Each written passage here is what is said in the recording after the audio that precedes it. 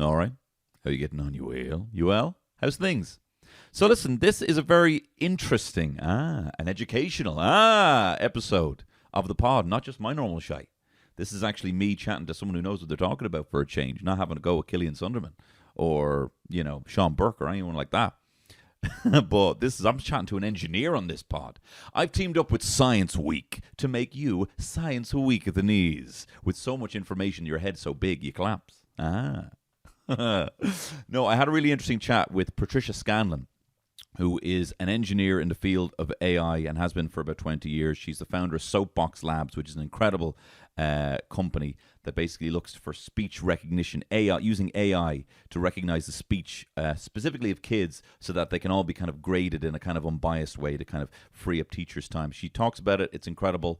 And she's also Ireland's first AI ambassador, which I was like, oh my God, right. Does that mean that you're going to show up one day and be like, yeah, the AI want to harvest your organs? That's just what I'm telling you on behalf of the AI because I'm their ambassador. Turns out that's not what it is at all. And I ask her a lot of dumb questions on this pod. But she was very courteous and very charming, and we had a really good chat. And that's what this chat is for Science Week. Me and Patricia Scanlan, she let me call her Trish, talking about AI. Now, one little fly in the ointment is this. As I was looking back on the footage, right, I already feel stupid talking to someone who's so smart, right? And that's not her fault, right? She made me feel very comfortable, right? And she tolerated some very stupid questions on my behalf, right? But I was watching back on the footage, and I noticed there was just this rogue hair just sticking out of the back of my head, right? And I looked stupid, right? I already felt stupid. I looked stupid. And I thought, what can I do about this, right? I don't want to look at my hair like that. And I thought, I wonder if I can actually use AI to correct this mistake.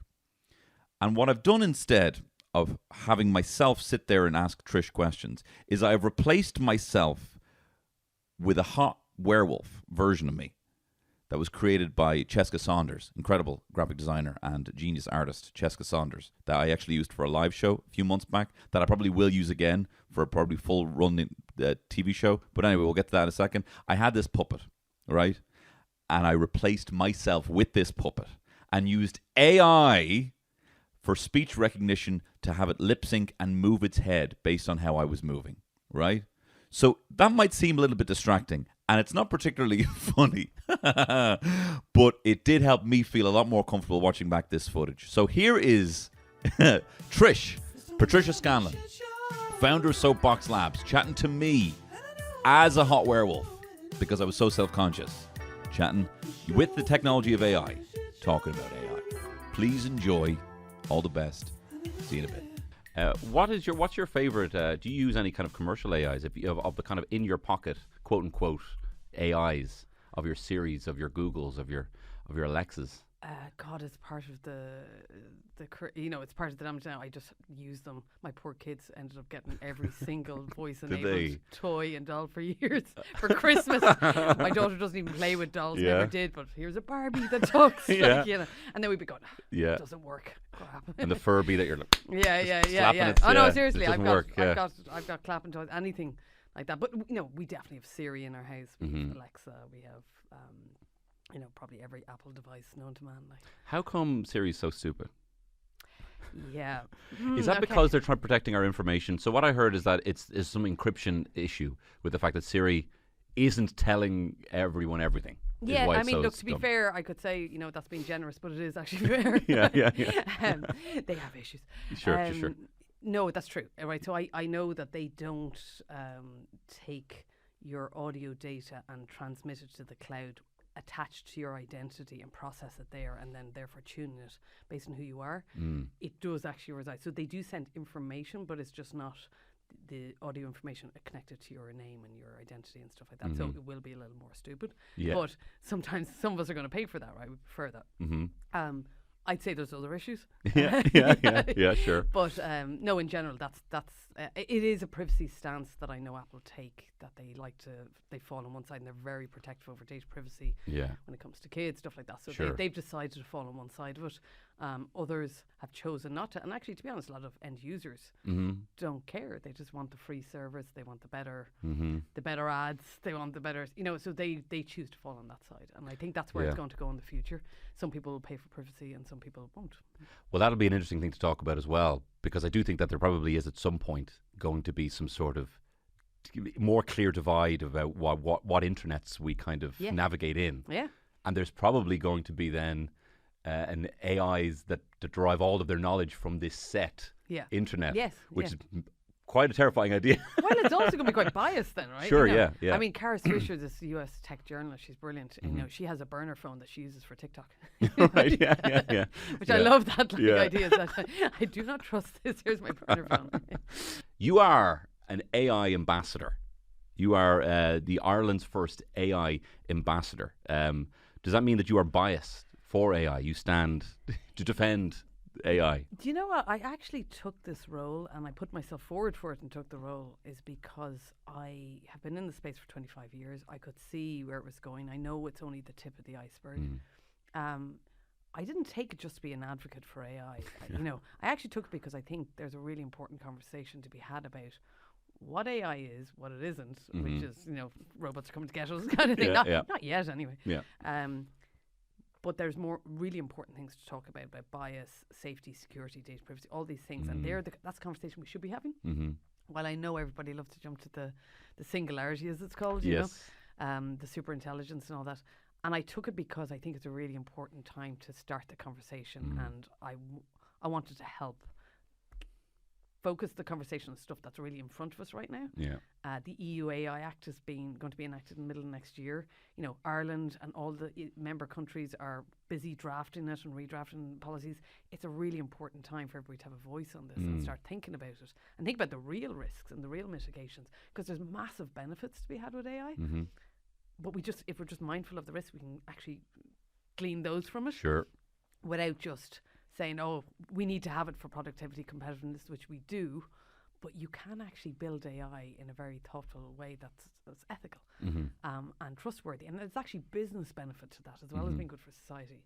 And, I just thought that was a really good thing to hopefully get people talking about and thinking about, rather than saying, oh, how can I circumvent this regulation? How can I get my product out without having to comply? When actually compliance is actually almost like it's like a USP. It's something you can differentiate yourself in a global market where a lot of people don't care. Yeah. Well, what are some of the main concerns in the EU AI legislation? A lot of it, so there's things around data governance. So it's not just ticking a box saying, I give consent for my data. You know the way, because nobody reads it. I consent for any AI to do whatever they want. Exactly, right. And it needs to be transparent. So it's well, what are you collecting the data for? Are you using it for the purpose you said you would when you got the consent? How are you managing it? How are you processing it? Are you deleting it when you said you would? There's loads of governance issues around it. Like, what are you using for? Are you selling it? Are you licensing it? You have to comply with the rules. Is it safe and secure? That's classic, right? Are you being transparent about when it's AI and when it's not? If you're on a chatbot, I kind of want to know if I'm talking to a computer. I immediately ask, are you a robot? When I go onto a chatbot, it's really interesting. I kind of assume they're all AI. That's why I'm so awful. That's why I'm so rude to everyone. You may as well, yeah. But then there's things like there's AI systems that really impact people's lives around, financial decisions, loans. There was a classic system in Holland that went very badly wrong about, classifying who got certain supports and who didn't.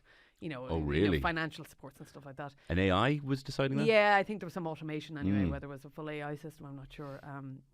And then, there's issues around explainability. So if you did get rejected for a loan, well, why?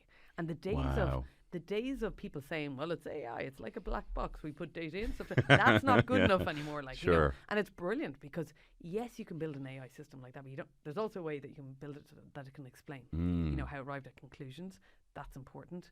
And bias, right? So is it fair? Is it, bias mitigation in it? Are the people who've built it taking into account all the use cases, all these edge cases, what happens in all these scenarios?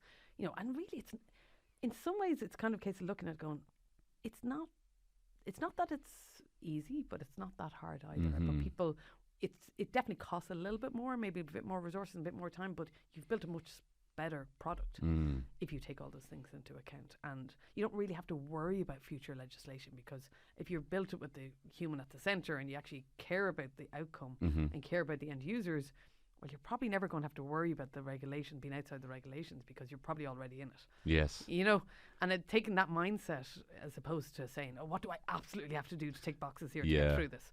There's something equally kind of very comforting about an AI system having to reveal why it made the decision it did, but also quite scary. Where it could be like, well, kind of, you're down here, and you know, you know, that kind of revelation, and that kind of, you would have to be, it's kind of almost on a philosophical level, black and white, about why we actually make the decisions that we do, that a lot of times gets completely overlooked, you know. And true. I mean, look, another way to look at this as well is that, you know, are those decisions right? In some way, what I've seen happen is that AI, everybody goes, but the AI system can be biased. And I'm there going, well, is the human that programmed the AI, or the human that annotated the AI, or the legacy data you took to train the AI? All that has bias in it. So when one classic example is in CVs, you know, if you actually took 40 years of CVs and the outcomes about who got hired and you throw it in a system, it's going to be biased, right? We all know that, right?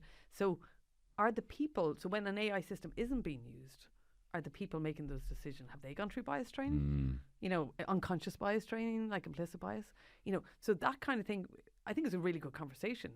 Like, you know, we can all point at the AI, but is society biased? You know, rather than pointing at the AI, going, well, maybe if there's CV screening going on, maybe we should all, whoever is doing it, an AI or a human, should have some kind of training. Well, that's fascinating, because the example you used there is kind of something that I've heard would be, say, decision making, which would be something that, you know, people wouldn't expect maybe an AI to do, but that's certainly fair enough. Yeah. But I'm very I'm very malleable as well. Where I'm like, that sounds great. Where I'm just like, the idea that all these AI are just making these decisions and it's so unbiased, that just sounds great to me. But what are other so I know that some people, and a big conversation about it is, you know, employability, and people kind of, is it really going to be this kind of, you know, all life, no work kind of thing, you know? So that's the plus, being a lot more leisure time, a lot more of the jobs that maybe people might not prefer to do, you know, could be done by AI.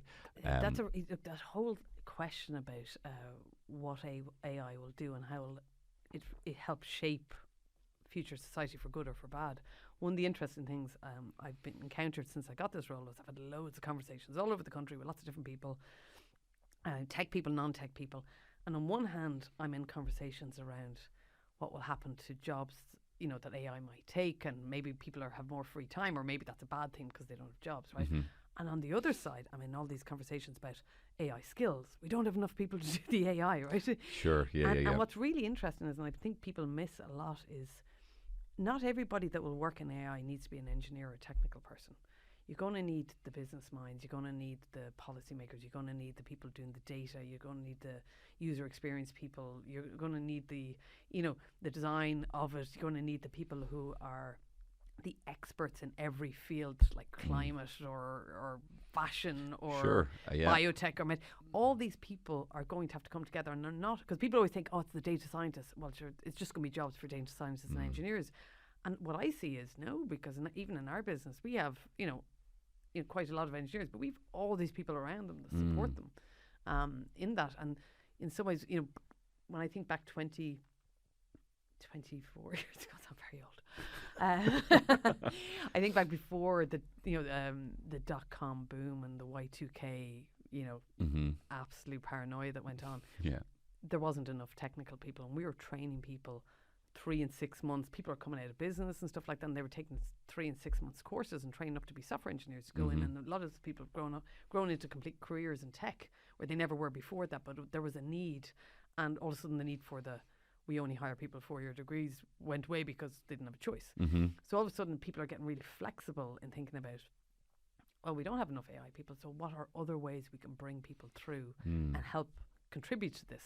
Essentially, you have to have people, almost like a council, you know, of experts, to kind of keep a quality, I suppose, that the AI could maintain over a period of time. In so many areas that I think is really interesting. I think it's going to create jobs we didn't even know exist now. We don't know exist now, as well as the stuff we actually do know. So I can be sure we don't have people for any of that right now.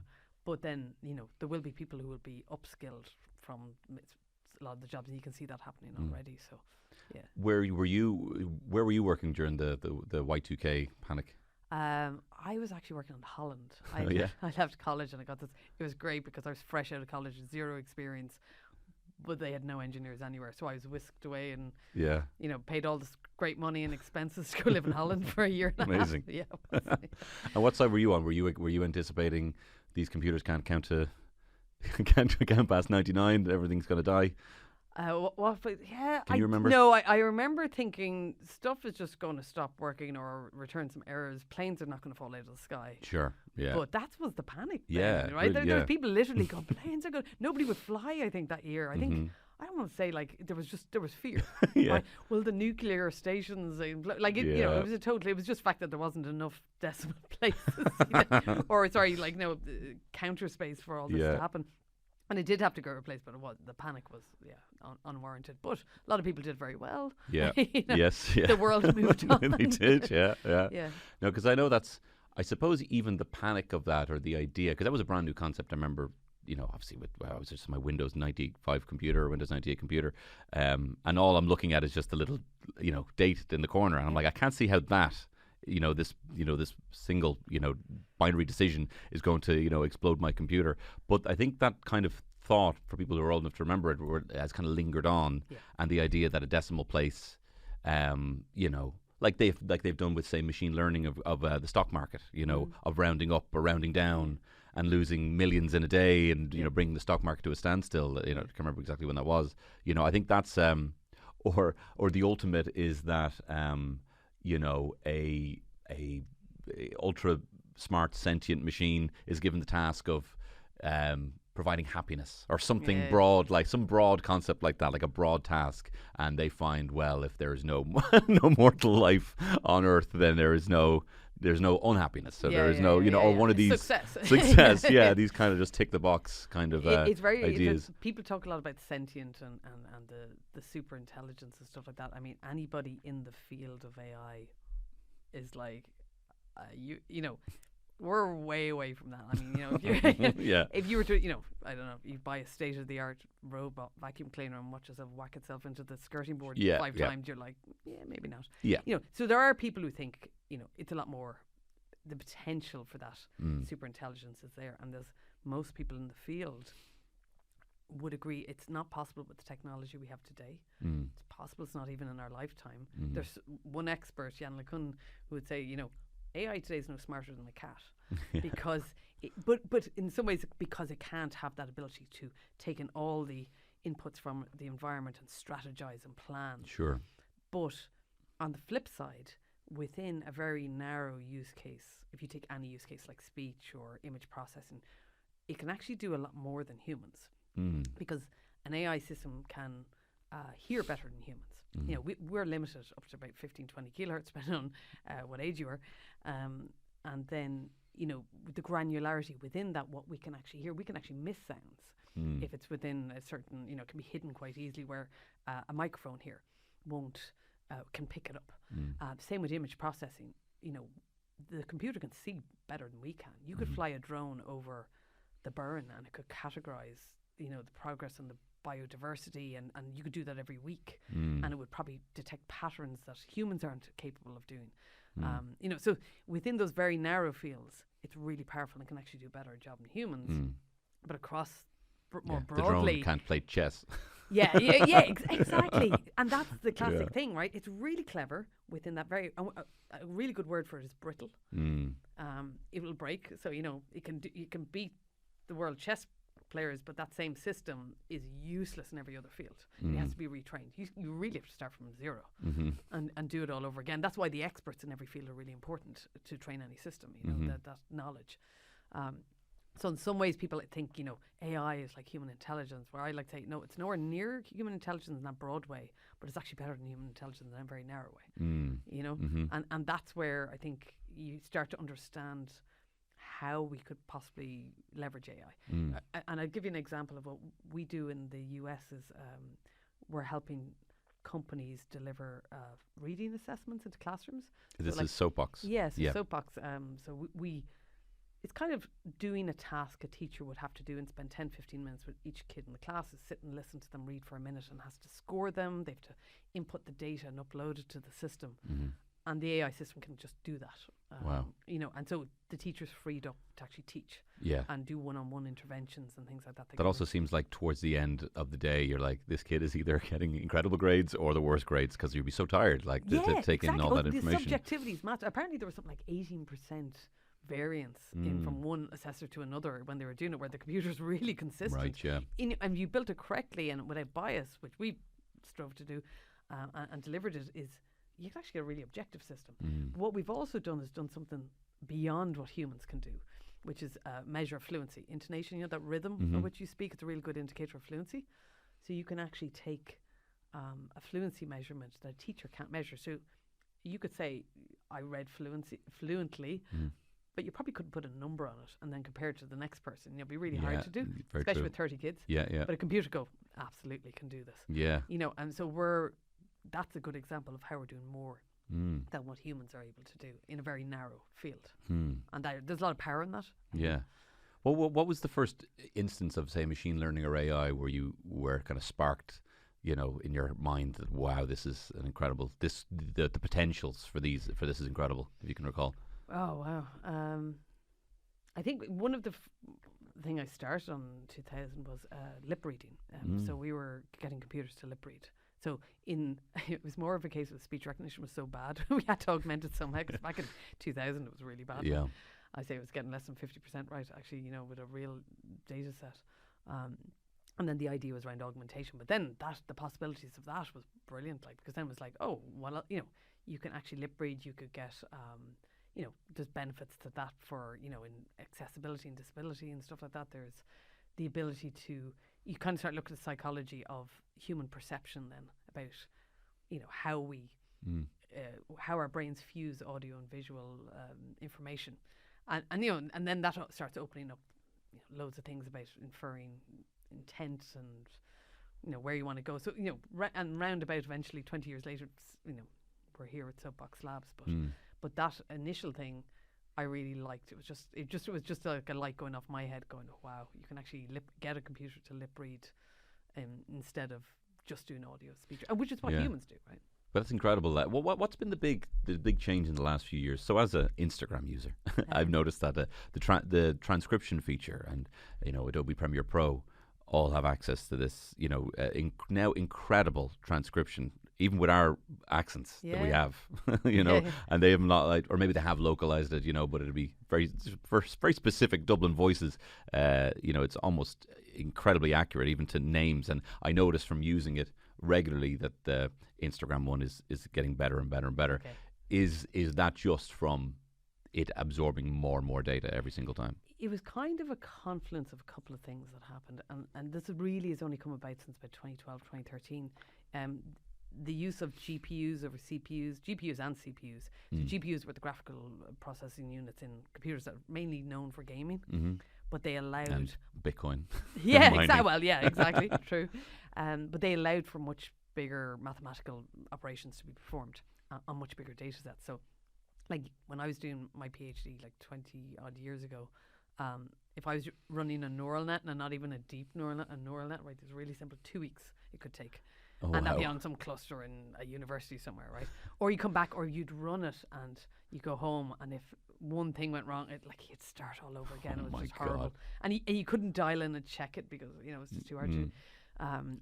There was none of that. But so it's kind of the confluence of having a good, you know, available on demand cloud services like Amazon Cloud Services, Google Cloud Services. They're available cheaply. I mean, there'd be a massive 20-50 grand outlay to do that cluster I used 20 years ago. Whereas now it's use on demand. So you had the processing got better. The means of collecting data that we think was all about internet access, right? And people using apps and web services and stuff. So data could be collected. And then the models were built from the data. So the means of internet connection, along with GPUs, the theory of neural nets was around decades. So it was like, oh, we can practically use it.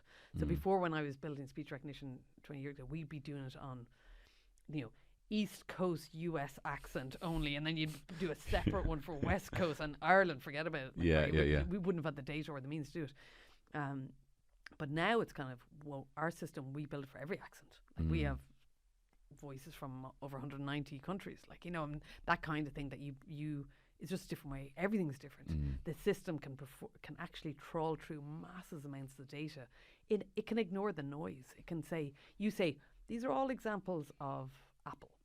These are all examples of, and they're all correct. So you can say, now, no matter what accent or dialect it's sent in, I'm telling you, computer, these are all right. Yeah. And then the computer figures out what's common and what's not, and builds, you know, these different kind of models for it. Which means you can suddenly do tasks that were inconceivable all those years ago. Do you think there's going to be protections in place to kind of so say with like AI analysis of just analyzing how we are and what we do? Is there going to be kind of protection from that, keeping that information from ourselves? I'll give you an example. I put out a task for one of my followers, and he's this amazing engineer. He took all transcripts basically of all of my podcasts, and he put them through an AI, and he sent me back transcripts in a Google Drive file. He did it overnight of basically every word I've ever said in my 3 years of doing this podcast, and then he fed it through some sort of analysis of information to see if there's any kind of regular mentions of things. And I noticed that the number one thing, I said the F word more than anything else, and the number two thing is I'm, me, and I'm just like looking at this, and I'm like, I kind of wish I didn't know how self-centered I was on my podcast. And I wonder, is there, will there be things in place to kind of protect information from people that maybe they don't see, because we have our own bias, There is stuff around social scoring and stuff that is really inappropriate, like Sure. and surveillance and stuff. Like they will be. These are called unacceptable use cases, and just Fair. like there are kind of ethical use cases. I'm not sure if that one falls into No, that's just more that's my bit of self-awareness I should have had. Don't look. Yeah, just don't look. Yeah. Yeah, I mean, I think there is anything that there's a lot of people thinking very deeply about this, about the damage this can do if there is any, what happens getting it wrong? Like if your Netflix recommender gets your recommender wrong, okay, it's a little annoying. I really don't want to see that again. Like, Sure. But if a child is in the classroom and the system is constantly giving them false positives or false negatives while all their peers, it's working really well for. Like that's wrong. That's damaging confidence. Like just feeling left out, others and stuff like that. So I think those things are really important. So there's some use cases that are really going, will have potential, like financial decision making, grants, sentencing. I think there were some examples in the US where it was being used for sentencing. Wow. Yeah, and they used legacy data. I wonder what went wrong there. Oh God. Yeah, exactly Yeah, what you imagine went wrong. Yeah. Like, so a lot of those type of things is like, there's a lot of very high risk use cases and really damaging ones that just like, but there's a lot of really good people spend a lot of time thinking and talking about those. Like, Yeah. Do you think? I mean, I know not to kind of get into the conversation of the sentience, but there is a. I certainly have found that I'm so much more ruder to my Google Home than I would ever be to someone else. For some reason, there's been a real block on my Google Home with finding me David Bowie recently.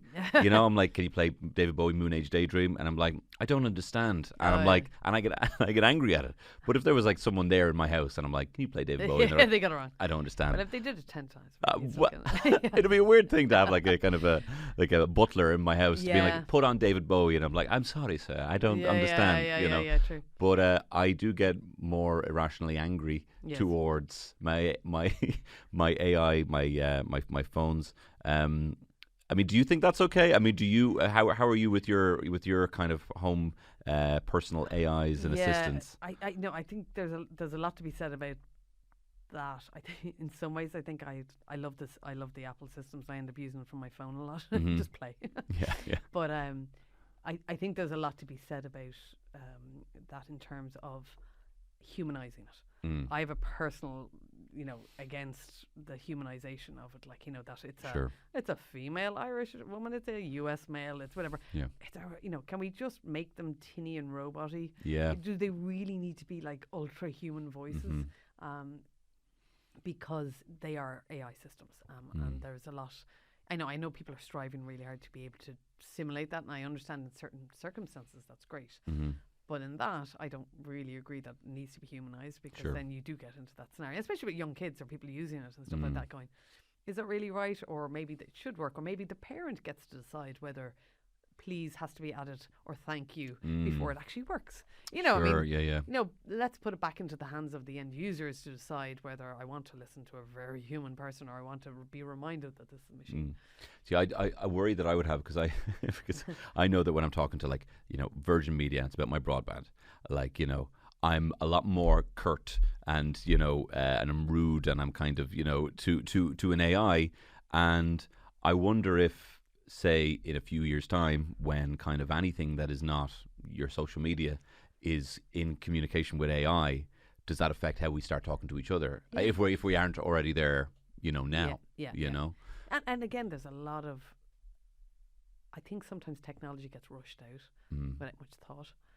And I think taking a pause and having these conversations is really good, because you know, eventually the tech companies will, you know, they'll respond to user requests, you know, if that's what we want.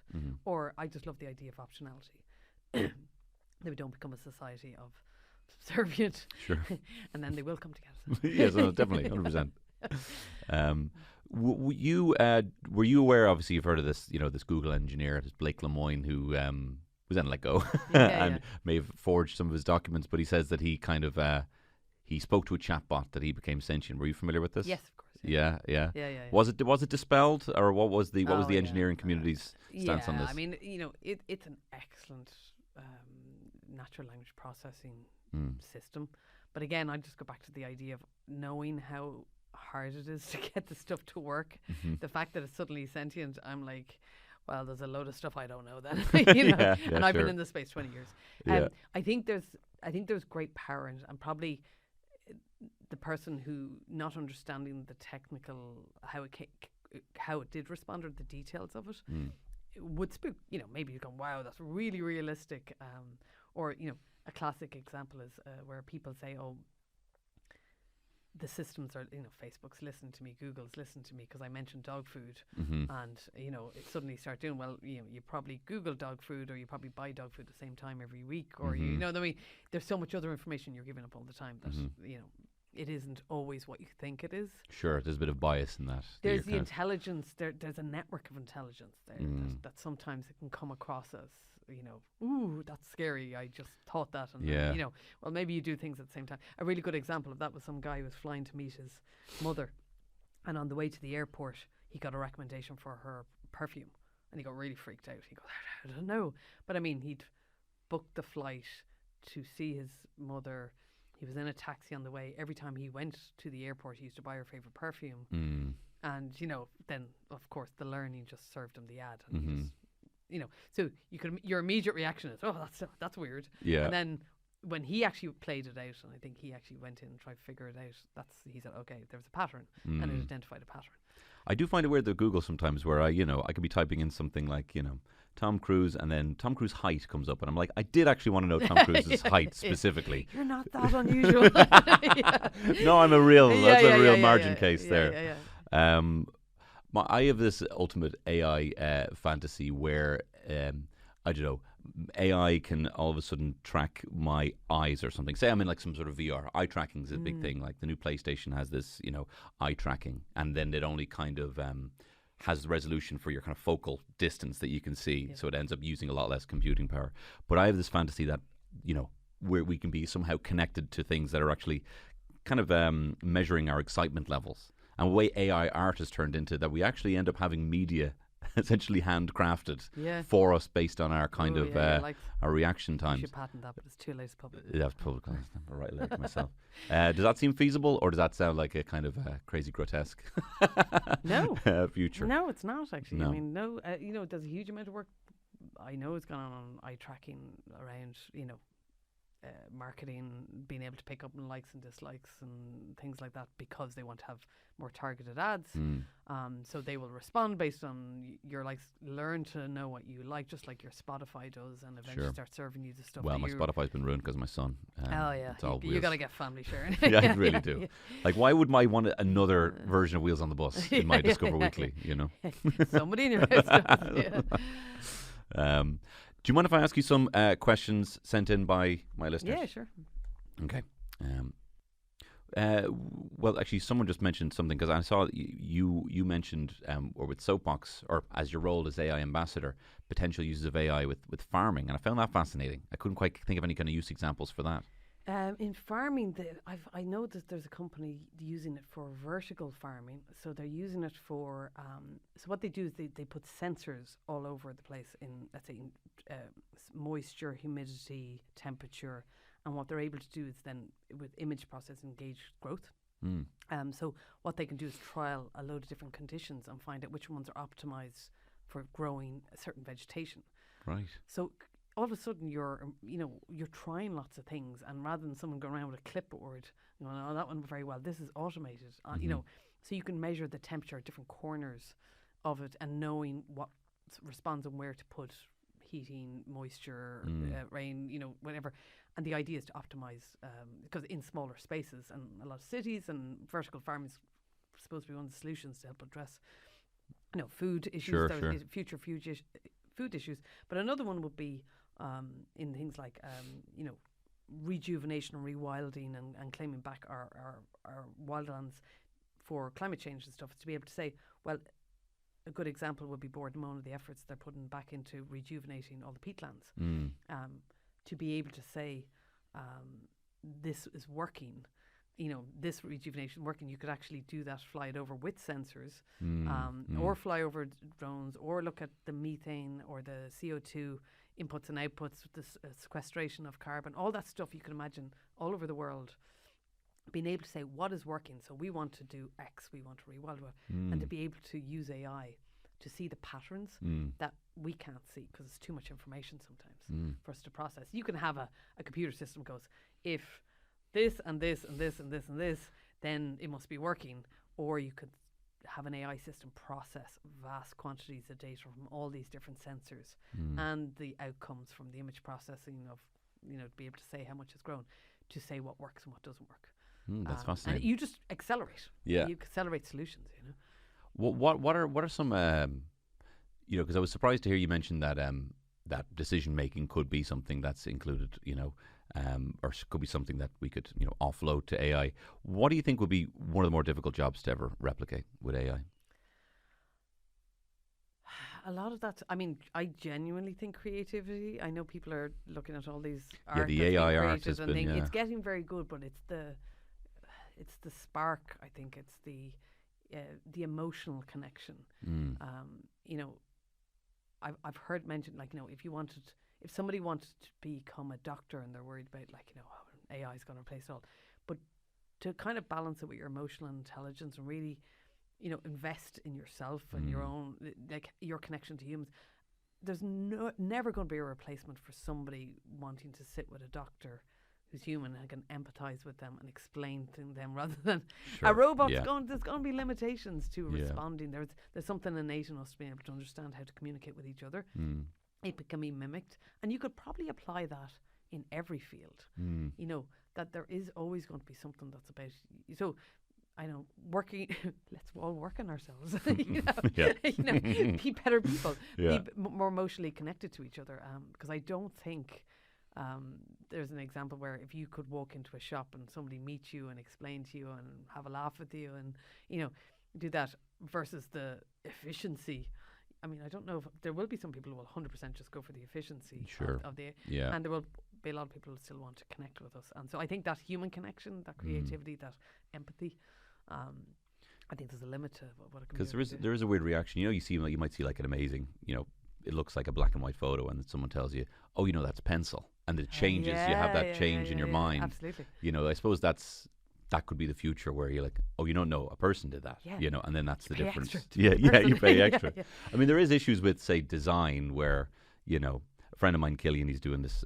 He's a very funny comedian, but he's got a cinema podcast, and him and his partner were trying to make art for this podcast and trying to look up royalty-free uses of images or stock images, and they knew exactly what they wanted, Yeah. which was just red velvet seats that they were looking so that they could superimpose themselves in the front. But he was saying this to me, like how amazing it is with technology, where it's like, I know it's there. Like, I know we'd have to keep looking, but it is out there and we can get it, But there are designers who there are designers who would do that now. And I suppose with AI, it'll exclusively really be design, and then the actual art would be used by the person. Yeah, I think it'll be the unexpected, or it'll be the elements of design that are relevant to the person who wants it, or the person who designed it, as opposed to this is what humans are. Because somebody ran it by me once about what about this AI system that's going to review scripts, and it's going to know the scripts that performed really well with focus groups and then filter on that. And I said, oh my God, that's a world I don't want to live in. Yeah. We're all going to imagine how predictable that would get. Sure. And how uncreative it would be, because... Are we not already there? Yeah, and then we probably are, but I think there's always going to be a demand for that. We'll get really tired of that. Yeah. We'll get, and maybe there will be a period of time where people go, oh no, it's working. We're getting, and then all of a sudden it will just go off a cliff. Yeah. Because we're all going to get really tired of that. And people who think they can solve it, because I think that creativity, that spark, that unexpectedness, that connection with other humans, that empathy, or even recognizing how the world's changing, or, things like that, that looking at patterns and predicting, I don't know. There's an element that's going to be missed. What terrifies me about the idea of AI being kind of tastemakers or creatives is just, so we get to quantum computing, and trends are literally like, you think you get off a bus and you're wearing the wrong clothes because, in the journey, because things have just moved literally that fast, I mean, I already feel like things move that fast that, like, I hear like my younger brother and sister and, the words, the slang they use, and I'm like, has there been an AI quantum computer who is just... rewritten what it is to be cool. So that's terrifying. Here's one from Alison Dooney. This is actually a good question. Is consciousness a computation? Does AI have quote unquote understanding? I would say not now. Very much not now. But knowing how, I mean, that was go back to the Google engineer. Well, he wasn't an engineer actually, but the Google guy who perceived it as sentient and perceived it as having consciousness. But it was just doing a really good job of pretending. Yeah. It's not saying you'll never get there, but when you've working in the system for a long time, that word brittleness it can be really powerful. But knowing how brittle it is, I mean, we've a long way to go before it's anything like that. And I know there are people actively working on it, but I think that they're not the concerns I would have right now, and they're not the concerns I talk to people about. I think it's where people's mind goes because it's most dramatic, and it's what we've been, that Hollywood blockbuster script stuff. Sure. Because consciousness and when the robots are coming to get us and the singularity are all the same thing, really. Yes, right? The AI systems get more intelligent than us. Yeah. But the reality is we're a long way away from that. It's not that it won't happen. Nobody could predict. I would say nobody can predict when it's going to happen. But within very narrow use cases, it's extremely powerful already. It just isn't broadly. Yeah.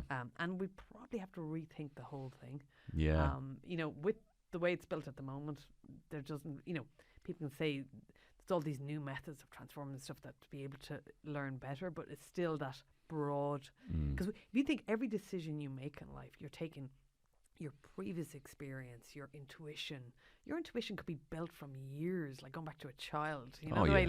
Big time. Context, memory, like the senses, all the senses you're processing at the same time. Scientists don't even know how humans arrive at this. How could we possibly be teaching computers to do it? That's kind of where I sit with it at the moment. I mean, we're all keeping an eye on it, where it's going, but it seems we've a leap. If we were to get to that level, how do you think? What do you think would be the most likely technology to get us there? Would it be trying to teach a program? Would it be trying to actually replicate how a brain works digitally? Would it be trying to essentially emulate how a human brain works in that kind of way? I honestly I don't know. I think every piece of information you'd have to sit there and literally you'd fill every wall in this room writing down the potential for what information I'm leaning on to arrive at everything I do in life. Sure. Yeah. You know, the way I don't think it's limited. And I don't think to be honest, I kind of love the fact that we don't know. You know, so I think artificial intelligence, I think the definition of artificial intelligence, which is, you know, a machine that has the ability to perform a task normally performed by humans, is really wrong, because that requires human intelligence. And I think they don't have human intelligence, because our human intelligence is very lateral, like it's broad, you know, but it in some ways can be more powerful than us in those very narrow use cases. And I think if you look at it that way, it kind of makes you understand why we have what we have today, and why those things are not a immediate concern. We need to keep an eye on it, but we need to mitigate the real issues today around bias, data, and because that's a lot of really boring AI that's out there that will have an effect on our lives. You might even know what's happening in the background, but you know, we need to legislate and regulate for those ones. You know, for the good of society, and for the, you know, for all of us, like, you know, to keep the eye on that. Keep the eye on the people using it. People and exploiting today, it. and not to get, to be honest, I don't think we should get distracted by that stuff, because there are issues that we need to keep talking about and making sure everybody's behaving themselves. Sure. That we don't end up in a Cambridge Analytica Facebook scenario all over again. That's what we need to be, you know, careful of. And I think there's a lot of stuff in place, and that was really good, right? So it kickstarted a lot of good discussions, got us all thinking. But they're the issues. Like, you know, almost it's kind of, for some people it'd be good if we all kept talking about the future, where it was coming to get, because we'd miss stuff right in front of us. Sure. And it is good. It's a good conversation to be having, and I think we're all making good progress. But yeah, just keep it where keep an eye on. Let's just keep an eye on everybody. Everybody's behaving, and we can build something good. Sure. Last question. What kind of upcoming technology, or what can you see on the fringes? One of the maybe the most exciting use cases of AI for you personally. For me, climate tech, for sure. Like, everything about that, just excites me. It's just, you know, I think, you know, when you have a kid, I have a kid, and I just, you know, just this doom and gloom of climate, where I'm kind of excited about the amount of investment that's gone into it, the role AI will play in terms of identifying the problems, helping to explain and model out what a future will look like. Is really powerful when you've got non-technical or non-climate experts making policy decisions in governments. You know, if you can model out the future, and you can be very good about it, and you can explain it and stuff like that, and then you can use AI to help deal with it, help look at all the energy patterns of people, help people optimize their own energy uses, performance, help rejuvenate the wildlands, the planet, in stuff, what works, what doesn't work. I mean, technology and AI can help in all those scenarios, which is really, you know, it can have a really good impact. So that's kind of, every time I see it, I just get excited, because, you know, it takes me away from the I know, sure. Until you see some bumper sticker that says, you know, keep your politics out of my AI. And then we all get depressed again. It's good. You know, there's great stuff going on in healthcare, in you know, in medical imaging device, you know, predicting illnesses, being able to look for, you know, drug discovery, stuff like that, to targeted drug discoveries, personalized drug discovery as well, that eventually medicine that will work better based on your physiology will take the inputs about you and give you a customized medicine. You know, the way, like, there's a lot of very cool stuff that AI has been applied to in education, being able to kind of level the playing field for people to, you know, not everybody's going to have you know, the right conditions for education in terms of teacher-student ratios, you know, supports and stuff like that. But AI can help that as well. Like, there's lots of good things we can do if we can, you know, just balance the benefits and the risks. Sure. Well, I'm sold. Trish, thanks so much. This was a lot of fun. Welcome. Yeah, I really stuff. appreciate it. Yeah, Cheers. Thank you. Okay, great. That was really good. That was